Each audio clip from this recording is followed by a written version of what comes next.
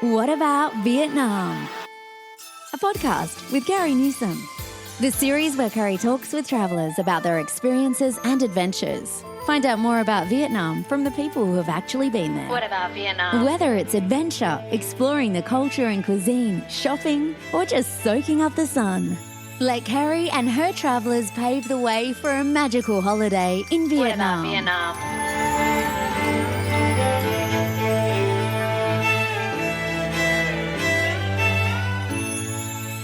Xin chào and welcome to the What About Vietnam podcast. Now, while I love telling travel stories and introducing interesting guests on the show, occasionally I get the opportunity to delve a little deeper into Vietnam and maybe bring your awareness to a more human interest story of Vietnam. Today we're going to find out how some Vietnamese actually experience serious hardship and poverty and become more vulnerable to human trafficking.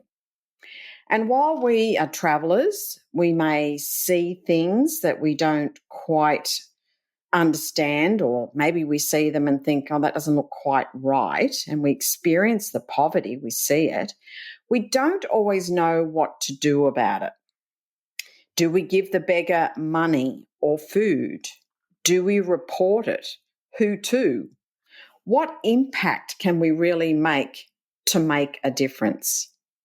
My guest today is the lovely Kim Miller, and she's going to give us first-hand knowledge of Vietnam's struggle with human trafficking. I think you're going to be blown away when you hear the work that she's doing with a company called Blue Dragon, which is really out there trying to eradicate human trafficking. Plus, Kim herself needs our help to fulfill her dream. I'd like you to welcome Kim to the program as we talk some serious stuff, but some interesting stuff that I think is going to make your trip to Vietnam so much more richer, if that's the word. And I think it's going to give you a bit of a background and context to some of the things you're seeing. So let's welcome Kim to the program. Kim, welcome to What About Vietnam?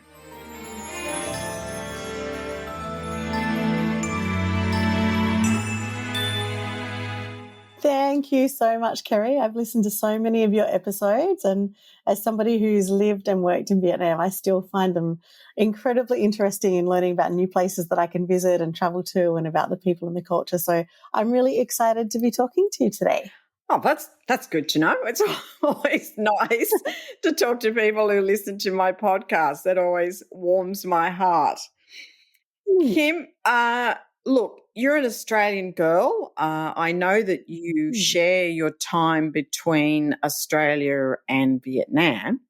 Tell us, how you got interested in Vietnam in the first place. Like, what is it about Vietnam that captured your interest as a traveller? I actually came to Vietnam to work before I'd ever travelled in Vietnam, which I think is fairly rare, a little bit different to how most people end up in Vietnam. I learned about Blue Dragon Children's Foundation where I work before I'd ever travelled to Vietnam. So I'd heard about it from friends, from people who'd worked and lived in Vietnam, and I'd always been intrigued. I'd always wanted to travel to Southeast Asia, but I hadn't actually travelled very much in my life. And so when I first came to Vietnam to work for Blue Dragon, it was very new to me. I was experiencing it all for the very first time. That would have been quite pioneering, I would have thought. I mean, I know I first visited back in 2007 and, people then thought, gosh, that was brave. That was a bit crazy, going to Vietnam, because as you and I would know, Vietnam has a kind of a history with us that we consider more in the view of the Vietnam War rather than it being a country. Would you say that's true? Yeah, and I guess my experience of Vietnam really came from the people I'd known who were working there. In some ways, I'd expected to come to a country that was far less developed than what I found it to be. I came across for the first time in 2012 and moved across full-time in 2014. And so I guess, yeah, my image of what Hanoi in particular might look like was a lot less developed than what I found when I arrived.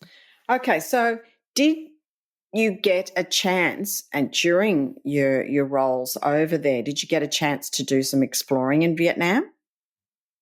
I definitely haven't done as much as I'd like to, and there is so much more to see.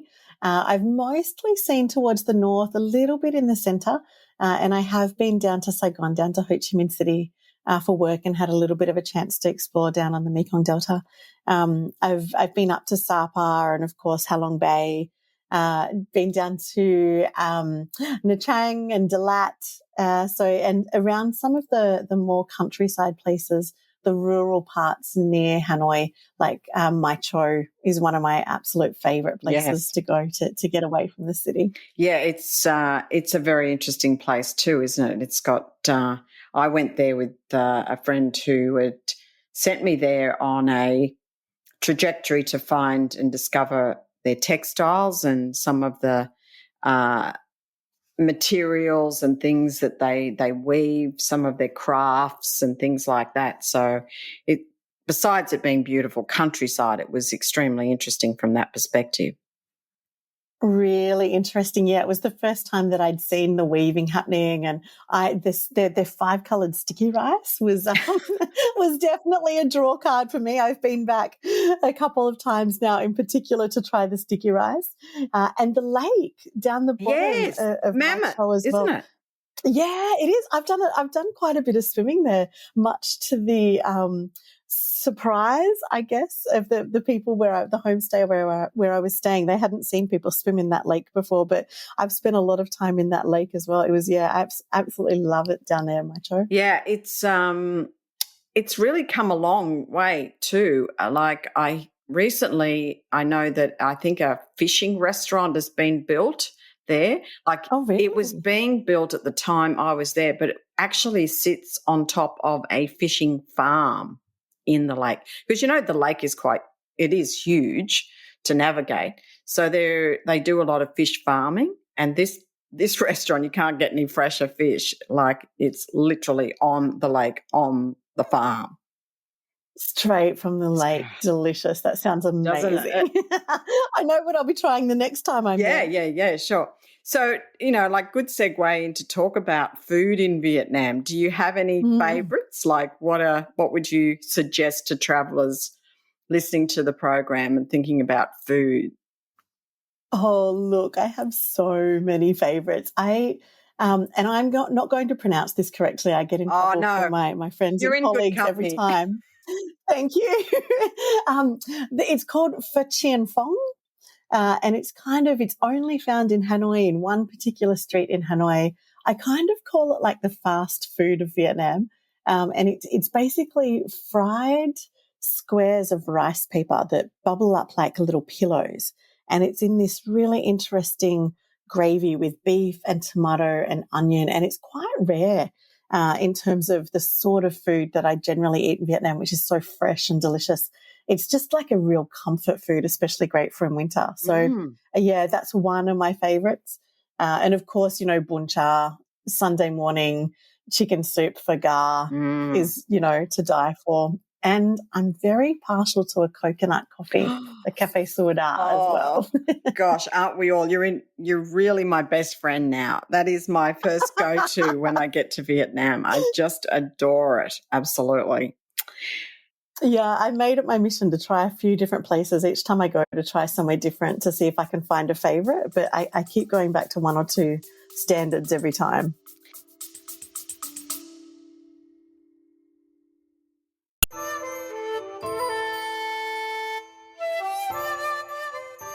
You may see at the beginning of the show notes in the podcast channel that you're listening from some words that say text me a message. It's a great idea, don't get me wrong. I love hearing from you and whether that's your thoughts on the episodes, some questions, messages of appreciation. I just love the feedback. It's really great. However, I feel it remiss of me to not thank you for them, but to not be able to respond directly to you. So if you have sent me a question, and I've got lots, and you haven't heard from me, there's a really good reason why. I actually don't have the ability in the technology to respond to you. They kind of expect that you would or I would answer the questions in the form of a show. And there's just kind of too many. And I just think it's just too personal not to do it that way. So I wanted to alert you to the fact that if you do send me a message through that connection option, I'm not going to be able to respond to you directly. So if you do have a question, and it is time sensitive, or you want to send me any kind of message, can I suggest the following two ways? One, send me an email to whataboutvietnam@gmail.com. That is the email address that I have the most constant access to, and I will aim to get back to you ASAP. Secondly, if you go to the website for the podcast, which is whataboutvietnam.com, if you scroll right to the bottom, there is a chance for you to leave a voice message. Now, in that voice message, I can respond to you equally with a response in voice. So if you want a quick response, that's your next best way. But I just wanted to get this into the show, make you aware of this, as it really is becoming problematic. And I've just got too many, and I can't kind of go naming people and answering each question. That's just a little bit silly. So if you have sent me a text message before and you're waiting on a message back as a response, I'm so sorry. I cannot do that. But if you want to send the question again, I'd be more than happy to answer.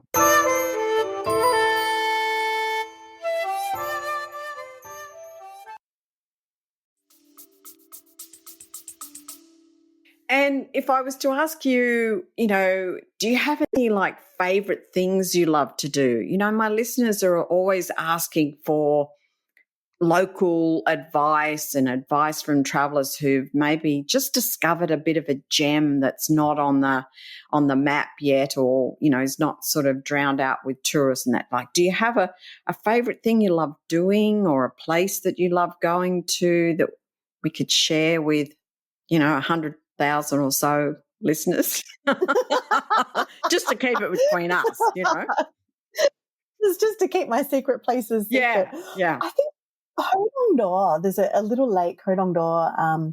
It's only about 90 minutes out of Hanoi. And so it's kind of my favorite place to be able to get on the motorbike, just drive out of the city. And I feel myself relaxing the further away I get, and, the further into the rice paddies you get.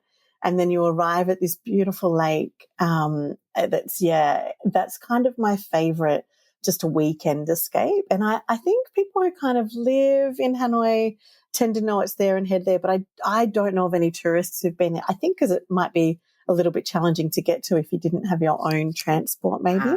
But it's definitely one of my favorites. What, and how do you spell it? Ho Dong Do, so it's Ho for lake, DON, and then I think it's just DO. Right. Okay.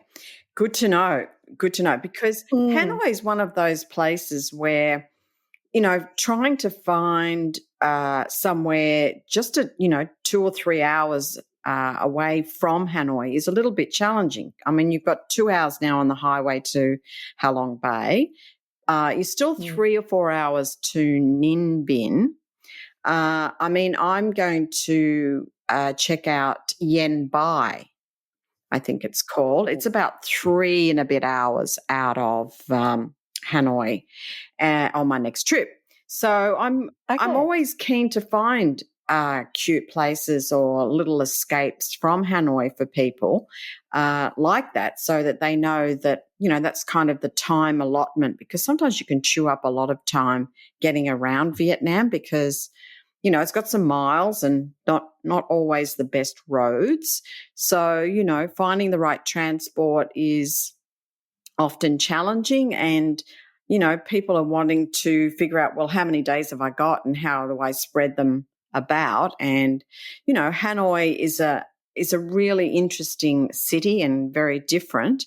But, maybe 2 or 3 days, 4 days, you're done and you want to do something, sideline. So that sounds very, very interesting. I'll have to put some links, I think, to that in the show notes.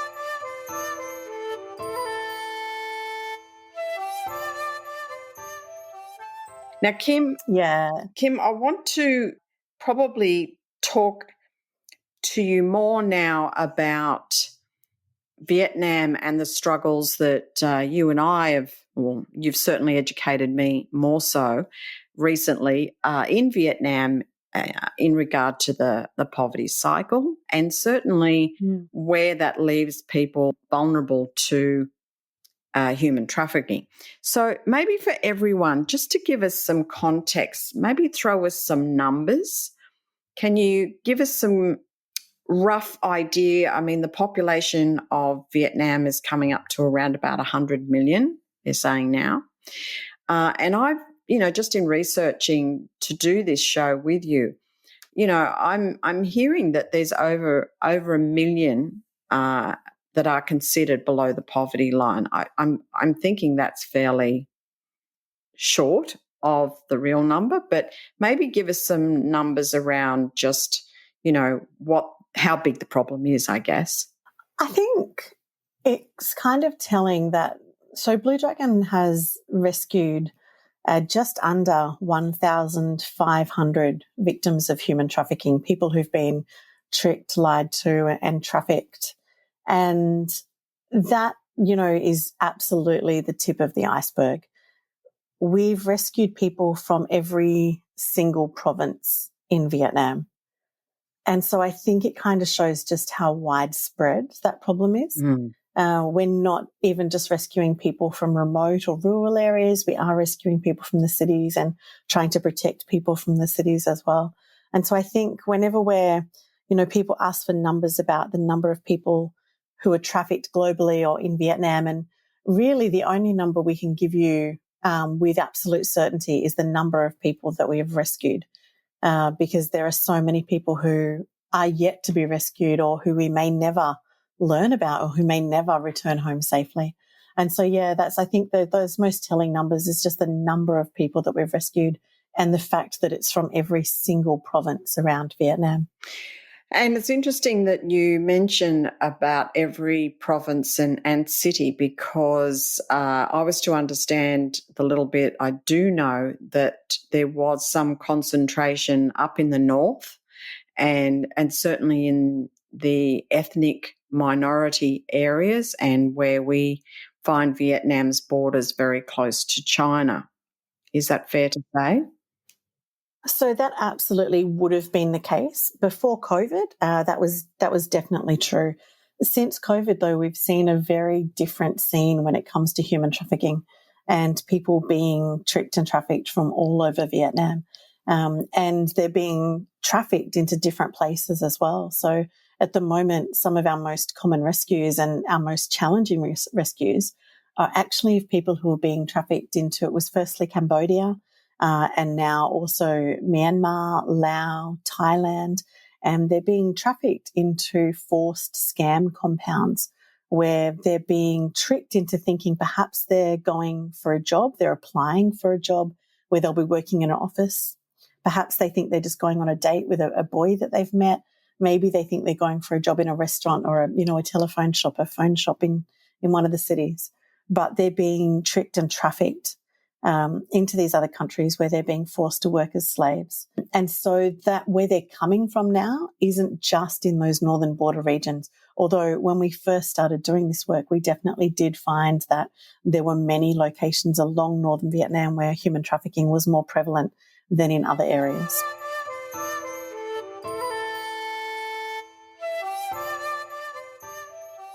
It's such a silent killer and so hard to detect. I know I got involved with another charity called the Children's Education Foundation, and that's around sponsorship of girls' education. And getting close to these girls that I sponsored over the years and working with an interpreter, I was able to kind of get a feel for just how they connect. And, they connect like us. They use, social media and things like that. And Yes. just how scarily easy it was for these girls to be impressed with connections and reach outs from people offering them jobs and that and I would try to explain to them, that they know nothing about those people. Those people have got no credentials. They need to research and be very cautious and but in their kind of their beautiful naivety and ability to believe everybody's kind of good and would do the right thing by them, they can so easily be misguided or caught up in situations that are just not what they appear to be.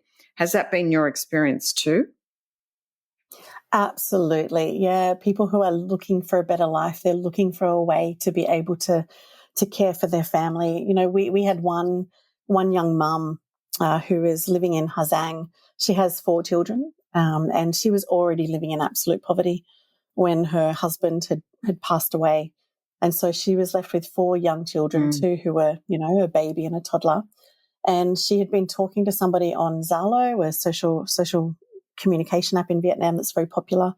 And that person had been talking to her about a job that she could go to. If she could leave her children in the village with other people to care for them, she could go for this job where she would earn good money. She could send money back to her children, and she would be able to earn enough money to come back to her family. And she was really lucky. We were running part of our anti-trafficking strategies, that we're developing anti-trafficking boards, which is groups of people who become experts in communities to run workshops to help people understand the tricks that the traffickers use. And just like what you were saying, ways that they can keep themselves safe, red flags that they can look out for. And in this workshop that she just happened to go to, she realized that the messages that she'd been getting were basically word for word what the traffickers had been using to trick people into going to Cambodia to work in their scam centers. And so it was just, she was looking for a way to feed her children, to be able to help those kids survive. And we have no doubt, had she gone, she would never have seen those children again. But because she went, the really great thing, because she went to that workshop, we now know she exists. And so we were able to support her. Not only is she now safe from human trafficking because she understood the dangers of it, and that, that what was being offered to her as being too good to be true actually was too good to be true. But we were able to buy her a very pregnant cow, help Very her with veterinary valuable. fees. Very valuable. Yeah, help her learn how to care for the cow, and then to have that income, to be able to have an ongoing income without needing to leave her children and leave her community.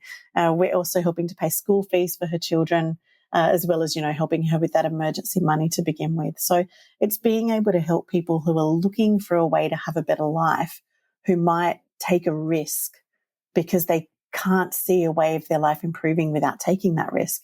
It's really important to be able to help them stay in their community and not to have to leave and not to have to take those risks. Yeah, and it's an interesting analysis to look at the traffickers as well as those trafficked. And I'm a follower of your founder, Michael, and just some of the blogs that he's written and the stories he's told about just how desperate the traffickers are as well as the trafficked.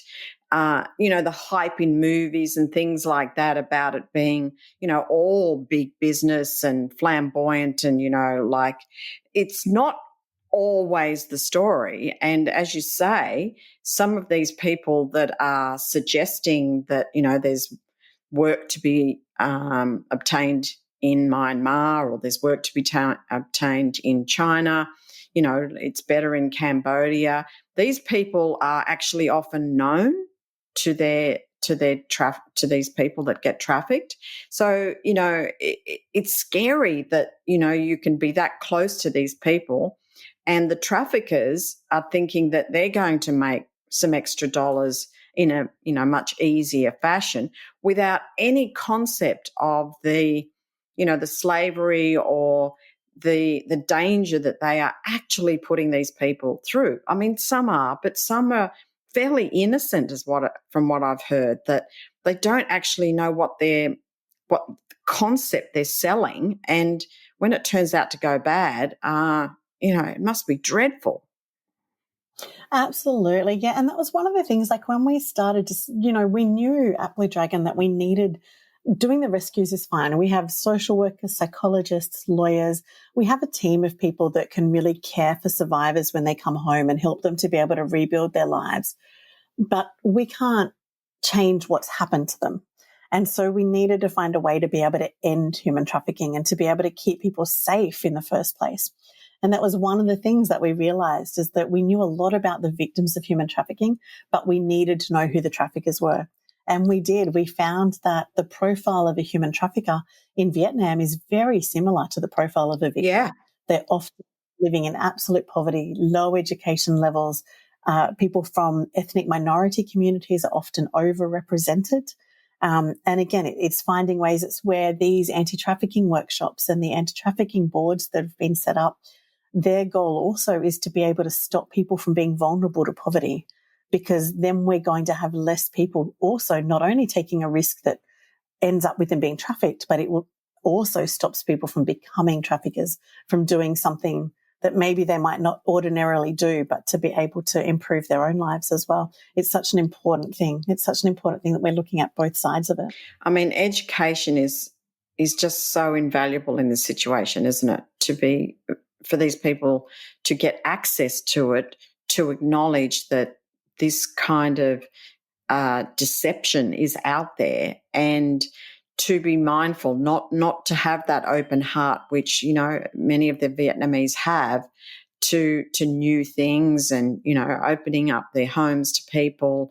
As travellers in particular, you find yourself at the generosity of many people that have very little, and they give so much, and to then discover that they're being exploited in this way, to me, it just kills me.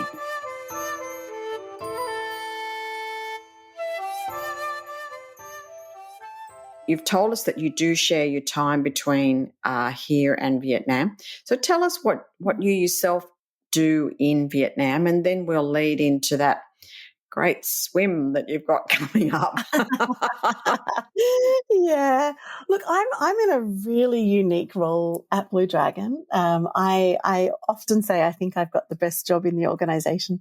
My role is that I started in Vietnam at Blue Dragon as the schools coordinator. So effectively, I work with schools and students and teachers and supporters of Blue Dragon all around the world, and I help them understand the issues, the cycle of poverty, that ongoing cycle, human trafficking, modern slavery, child slavery, and helping them understand the ways that people become vulnerable and the things that we can do to help them lift out of that poverty and be less at risk of human trafficking. I also work with our supporters and our business supporters and our friends in Australia. And so my role's kind of that dual role of working with people all around the world of school age and students, but also working with our donors and supporters here in Australia.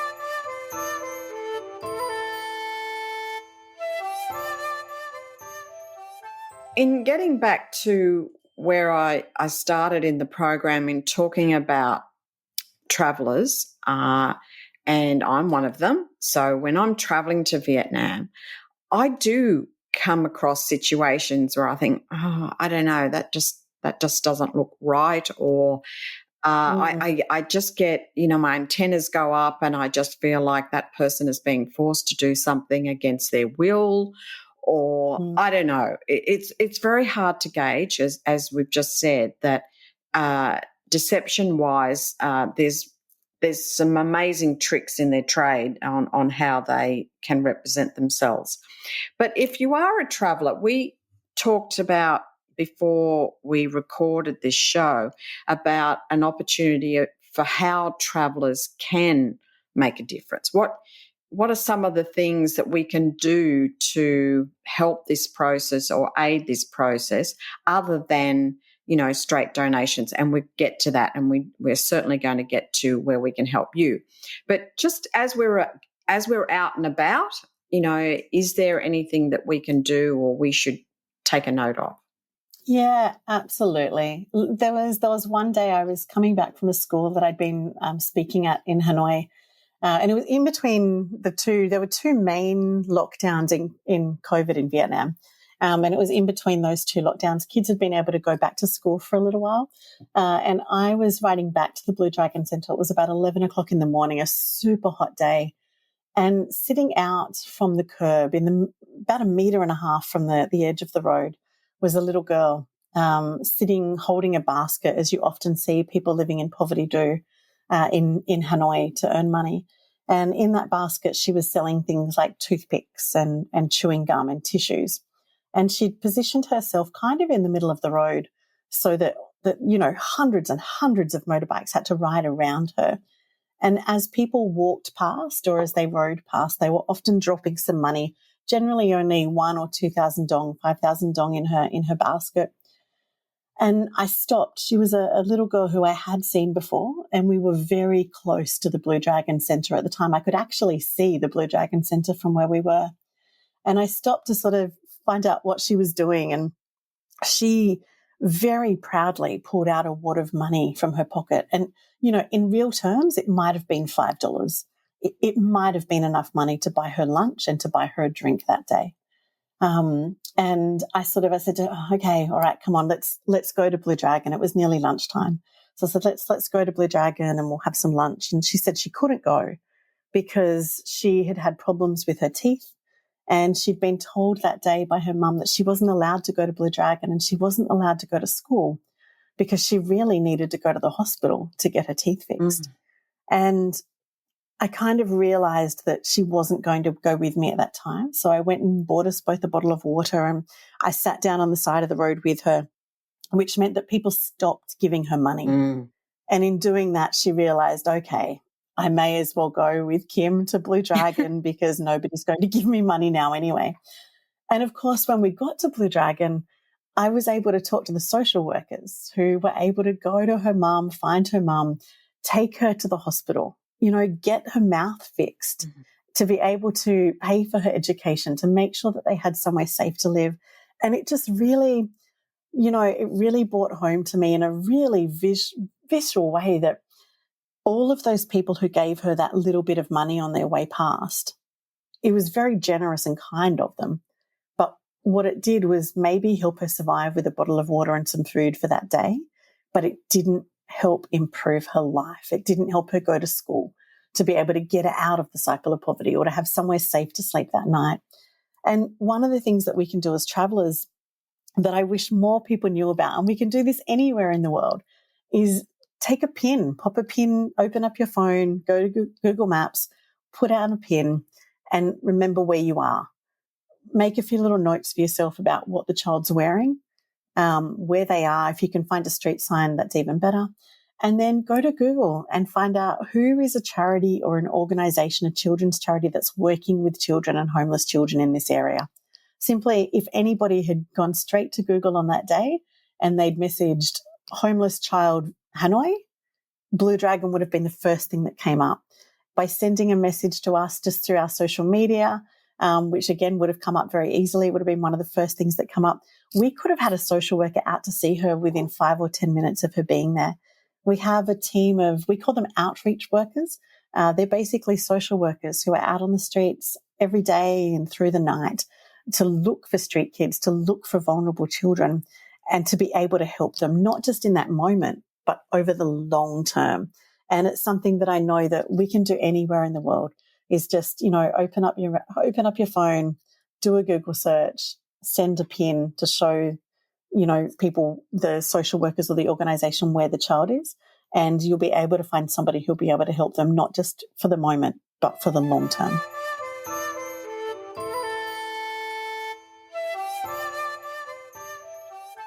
And, I think that information is invaluable. I mean, I don't know how many times I would have love to have had that initiative to do something like that. I think for me, getting my head around just the fact that organisations like yours, like Blue Dragon, exists and has the capacity to offer this kind of assistance is just truly amazing and inspiring. And I think for travellers, I think in their hearts, from people that I talk to, I think, they would like to know what they can do if those circumstances, come into their experience of the country. Because basically, no one wants to see that happen, but they're not really sure where to get the support.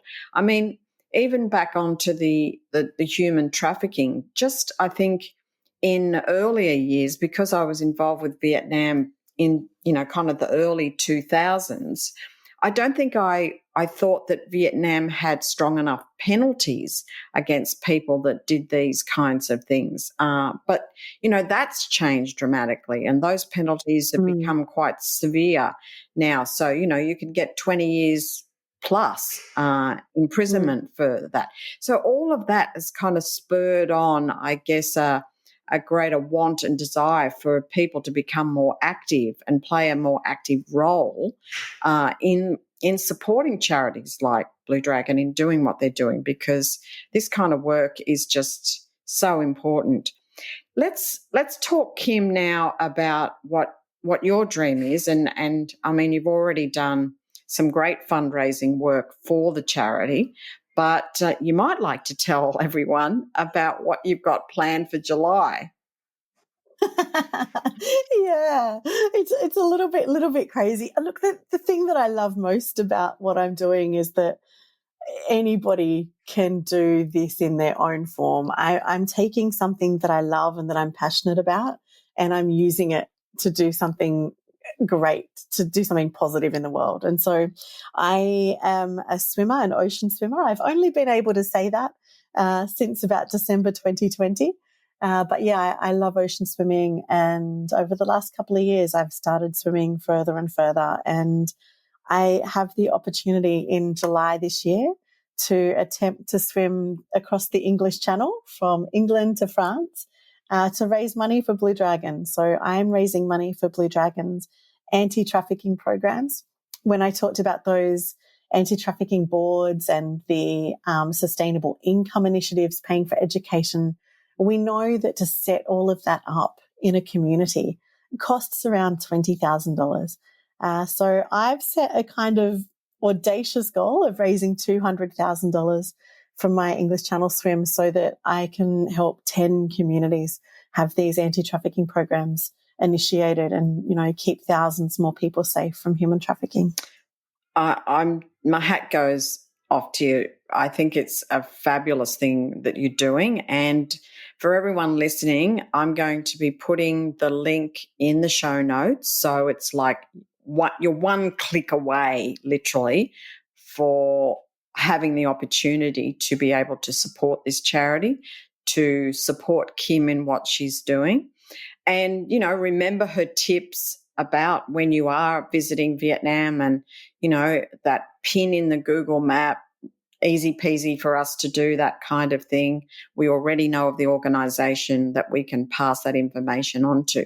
But certainly if we can get behind Kim to support her in this swim, audacious as that 200,000 is, I'm hoping that my generous listeners will definitely help you in this way, and we can do more for Blue Dragon and just to break that poverty cycle and eradicate human trafficking in Vietnam.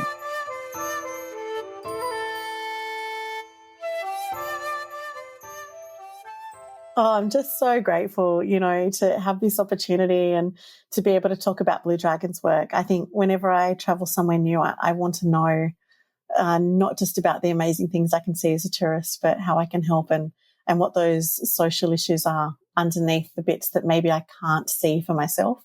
And, to have the opportunity for other travellers coming to Vietnam to do that as well. It's such a beautiful country with incredible people. I work with a team of incredible Vietnamese superheroes, and I'm so proud to be able to talk about their work and to let other people coming to Vietnam know what they can do to help keep even more people safe and create that change. So thank you so much for the opportunity. Kim, it's been my pleasure. And as I said, everyone, look out for the link in the show notes, whether you listen to my podcast on your favorite channel, your Spotify, your iTunes, your Google Podcasts, your Amazons, your whatever. What About Vietnam is there. You can come to the website also at whataboutvietnam.com. You'll also see the summary notes there, which will also have the links. So let's get behind Kim and see what we can do to play our part in eradicating human trafficking in Vietnam. Thanks, Kim. Thanks, Carrie. Thank you for listening. Check out the episode notes for more information. What about Vietnam? Don't forget to subscribe, rate and review, and stay tuned for more fun adventures in Vietnam.